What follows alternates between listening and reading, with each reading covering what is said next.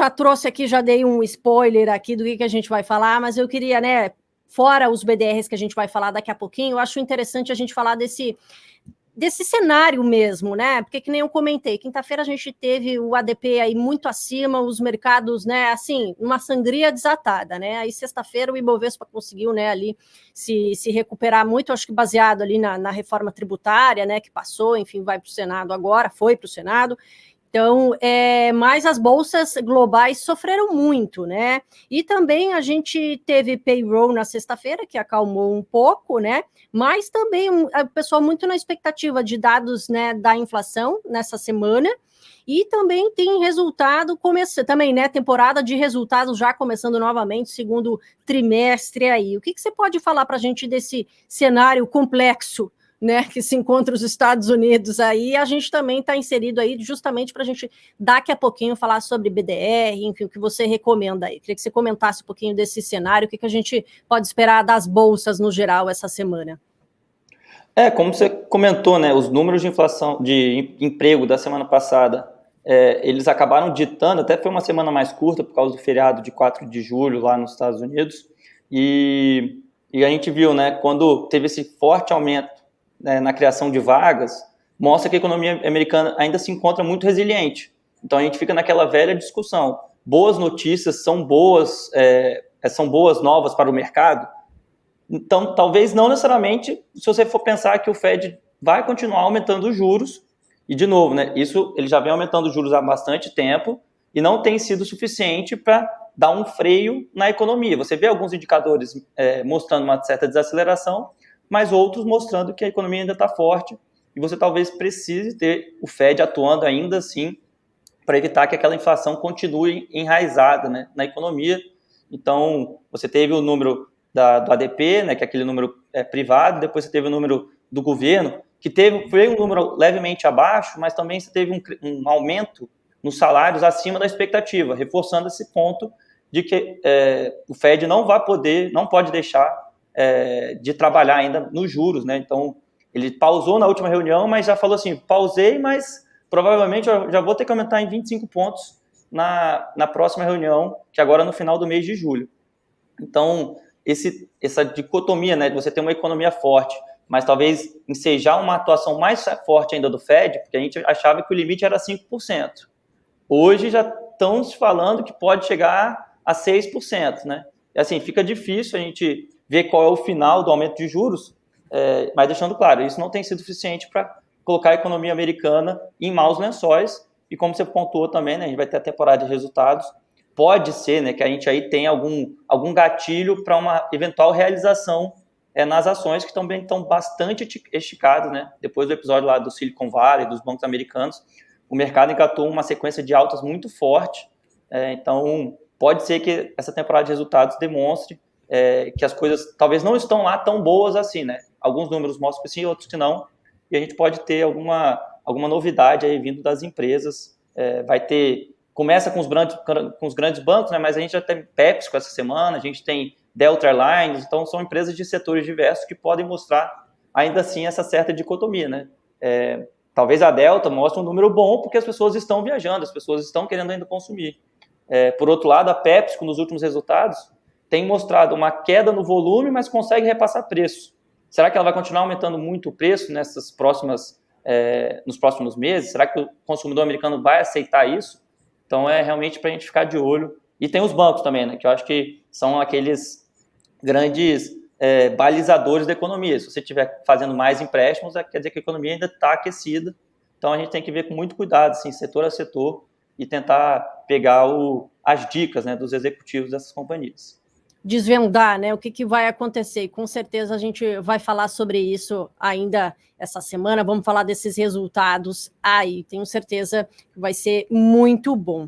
E aí, já queria pular aqui para a BDR, né, porque eu vi que vocês fizeram uma alteração na carteira de BDRs de junho para julho. Aí eu queria te perguntar, como é que vocês estão adequando, né, porque você já citou aqui da complexidade que é, né, então imagina para realmente alterar ali a carteira, tentar, né, trazer um pouco mais. Como é que vocês estão adequando essa carteira? O que vocês estão levando em consideração? No primeiro semestre, a gente teve um pouco mais de cautela e, como a gente falou aqui, né, essa cautela não foi premiada. Se você tivesse assumido mais risco no primeiro semestre, você teria tido uma performance melhor. Dito isso, a gente ainda não tem uma plena convicção de a economia americana já saiu do problema originário lá com o aumento dos juros. Os economistas, no começo do ano, os analistas achavam que a gente ia ter uma recessão esse ano, que até agora não veio, certo? Mas isso não indica que a economia ainda está a pleno vapor nos próximos meses. Ainda assim, a gente pode estar errado e pode ver uma sequência de altas, né? Não necessariamente valuation, um trigger para ajuste de bolsa, né? Pode estar caro, pode ficar ainda mais caro. Se você for olhar na média histórica, o S&P está negociando bem acima da média. Mas isso não impede levar esse patamar de preço-lucro mais para cima. Então, a gente preferiu, na nossa carteira de BDRs, manter ainda uma certa cautela. Então, a gente tem players mais seguros, conhecidos do grande público, e a gente resolveu colocar uma ação que, na nossa visão, ficou bem para trás nesse primeiro semestre, que foram as ações da Nike. Se você for analisar os índices, né, o Nasdaq valorizou quase 40%, o S&P valorizou mais de 15% no primeiro semestre, enquanto o Dow Jones ficou ali na casa de 3%, 4% no primeiro semestre. E quando você olha a Nike caiu 10%, 11% no semestre. Então, foi um papel que acabou ficando para trás. Se você for olhar os preços da ação hoje, está no mesmo nível de antes da pandemia, ali do começo de 2020. Então, a gente acha que com uma empresa conhecida, uma marca realmente conhecida, né, do grande público. Então, a gente acha que a gente pode pegar um papel nosso que era um pouco mais seguro. A gente tirou as ações do McDonald's para colocar as ações de Nike. E McDonald's, por exemplo, está bem próximo das máximas históricas. Nike está bem distante disso. Então, a gente achou melhor, né, como é uma carteira mensal, a gente achou que nesse momento fazia sentido essa troca. Ainda gostamos de McDonald's, mas na carteira mensal do BDR, a gente fez essa troca muito ligada a essa questão do preço da ação, né, que ainda está muito para trás em relação ao mercado como um todo. Justamente para ganhar nessa valorização das ações, né? Então, vocês trocaram McDonald's por Nike, certo? Sim. Dentre as 5 BDRs indicadas para julho, né? Uhum. E aí eu já queria emendar aqui a pergunta. O Renato Prior perguntou o seguinte: o que você acha melhor, investir em BDR ou direto nas ações da Bolsa Americana? O Edemilson também falou aqui uma excelente pergunta. Acho que o pessoal está interessado em saber aí se é melhor BDR ou direto lá na ação, né? Olha, assim, eu primeiro acho que o investidor brasileiro ele tem que ter uma parcela em empresas internacionais. Então, se eu esqueci o nome do assinante do Telespec, do Renato ou do Ednilson, eles não têm acesso a uma corretora internacional, pode comprar as vias do BDRs. Tem que ter um cuidado importante que muitas vezes o resultado que você vai ter da BDR não significa o resultado da ação original, porque você tem a questão do câmbio envolvido. Então, assim, até as ações da McDonald's, né? Se a gente tivesse analisado o nosso resultado pelas ações, elas valorizaram 13% nesse período, 13% em dólar. Só que quando você olha a BDR, valorizou 3%, porque você teve uma queda do dólar frente ao real nesse período de 8%, 9%. A gente entende que se você não tem nada em empresas nacionais, pode começar via BDR e aos poucos ir migrando para ter uma conta lá fora. Eu acho que é sempre bom, né? Você ter contas, talvez, não só aqui no Brasil, lá fora, você pode ter aquela famosa segurança de que nem todo o seu dinheiro está aqui né, à vista do governo, não que você não tenha que declarar isso, mas você vai ter uma parte dos recursos fora do país, caso você queira futuramente sair, vai facilitar. Então, eu acho que as duas formas são válidas, tendo essa noção de que a BDR, você não vai ver a performance da ação e vai ser automaticamente a performance da BDR. E também tem a questão de liquidez, né? Às vezes as BDRs têm uma negociação muito pequena e você pode ver dias de valorização ou desvalorização muito grande que não estão refletidas na ação original. Talvez alguém fez uma negociação aqui no Brasil, colocou um preço errado e a ação cai 10%. E às vezes o investidor não tem essa noção, se desespera e pode estar vendendo o papel por um preço totalmente não condizente com o que a ação real está fazendo lá fora. Tendo isso na cabeça, pode ser via BDR, pode ser lá fora, o que ficar mais fácil para o investidor. Eu, particularmente, gosto de ter a opção de ter o mercado lá fora, até porque não existem todas as ações negociadas aqui via BDR, então você já tem um maior universo de cobertura, E essa questão, né? Você pode manter parte dos seus recursos fora do Brasil, tudo forma legalizada, declarado, isso não tem problema nenhum. É uma opcionalidade que eu acho interessante para o investidor. Legal. E aí, eu acho que a gente pode já até, não sei se você perguntou já de Nike ou se eu estou me antecipando. Não, mas pode antecipar, pode já Não, emendar tá. aí o que mais você tem para falar de Nike, pode comentar aí Não, mesmo. porque só para justificar a nossa troca, né? Então, tem essa questão do preço, né, da ação, e a gente vê nos últimos trimestres que os problemas que impactaram inicialmente as ações parece que estão sendo resolvidos, né?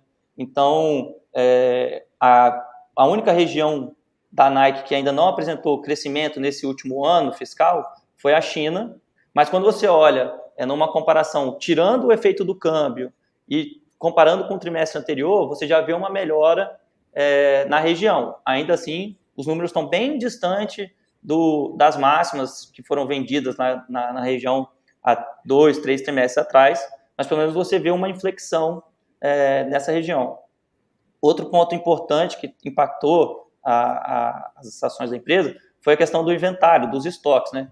Então, ela chegou a ter quase 10 bilhões de dólares em estoques no final do ano fiscal do ano passado, que foi no meio do ano, e agora você vê esse estoque já indo para casa dos 8 bilhões. Ainda assim, é um patamar muito alto, mas isso impacta diretamente na margem da companhia, porque quando você tem um estoque muito alto, você tem que promocionar muito mais. Então, quando você olha a margem bruta, ela saiu ali da casa dos 45%, 46%, chegou a bater 43%. E agora ela vai retomando, vai chegando ali perto dos 44%. Então, e esse nível de 44% é um nível próximo, inclusive, do período pré-pandemia. Então, a gente está falando de uma empresa que está com uma rentabilidade próxima da pandemia, com uma ação com seu preço próximo do pré-pandemia, mas as vendas, por exemplo, estão quase 20% maiores. Então, para a gente, assim, não faz muito sentido a ação no preço que está hoje. Não são ações baratas quando você olha múltiplo, mas é uma empresa premium que os investidores normalmente aceitam pagar um pouco mais. Tem até uma questão também dessa parte das vendas, que é importante falar, que a empresa voltou a fazer parceria com grandes redes americanas, como a Macy's, né? Então, você voltou a ter produtos nessas lojas de departamento que, num primeiro momento, parecia ser ruim para a marca, porque ela queria começar a vender tudo de forma direta ao consumidor, né, pelo site, mas isso tira uma parcela importante de divulgação da marca. Eu sei que a Nike é altamente conhecida, mas você ter seus produtos sendo negociados em lojas de departamento, várias pessoas podem ir de maneira assim, né, direta na loja, você tirava uma parcela importante dessa divulgação. E ela começou de novo a oferecer seus produtos. Então, assim, a gente vê que o caminho parece ser de um crescimento de vendas, uma retomada das margens, né, consequentemente uma redução dos estoques, e um nível de preço que me parece não condizente com uma empresa que passou 3 anos e melhorou as suas vendas, está melhorando suas margens. Então, resumidamente, é isso.